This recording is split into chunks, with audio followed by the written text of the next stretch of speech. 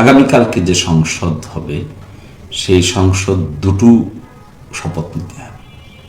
একটি নিতে হবে সংবিধান সংস্কার পরিষদের শপথ, আরেকটি নিতে হবে জাতীয় সংসদের শপথ। তার মানে কি, এই নির্বাচনের পরে গঠিত হচ্ছে দুইটা সভা, একটা সভা না। এবারে তারা অস্বীকার করতে চায় যে কালকে শপথ নিবে না, যদি অস্বীকার করতে চায় তো করুক, শপথ যদি না নিতে চায় তো না নিক। এই জুলাই সনদ বাস্তবায়ন আদেশ ছাড়া এই নির্বাচনের কি বৈধতা আছে?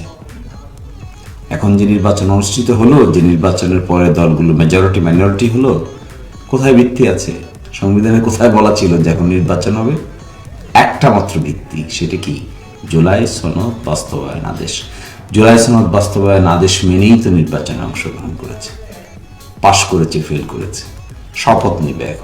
এখন যদি বলে আমি অমুক অমুকটা মানি, অমুক অমুকটা মানি না, তাহলে নির্বাচনে তো প্রশ্নবিদ্ধ হবে, শপথে প্রশ্নবিদ্ধ হবে, সরকার গঠনও প্রশ্নবিদ্ধ হবে, সবই উইল বি লিগালি চ্যালেঞ্জ। আমি মনে করি যদি বিএনপির লোকদের মধ্যে সত্যিকার অর্থে ফরসাইটনেস থাকে, দূরদর্শিতা থাকে, তাহলে এই সমস্ত ব্যাপারে কোনোটাকে হাত দেবে না। আর যদি দূরদর্শিতা না থাকে, হঠকারী হয়, তাহলে এই সমস্ত ব্যাপারে কথা বলে শুধুমাত্র কেওয়াস বাড়াবে, কাজের কাজ কিছু হবে না। বিগত কয়েকদিনের বিএনপির অ্যাটিচিউড দেখে আমার কাছে মনে হয় তারা কনস্ট্রাকটিভ গভর্নমেন্ট গঠন করার চেষ্টা করবে, ডেলিভারি দেওয়ার চেষ্টা করবে, কথার চাইতে কাজের দিকে বেশি গুরুত্ব দেবে, হাম্বল হবে, বিনয়ী হবে, এবং এটা হলেই জাতির জন্য ভালো হবে।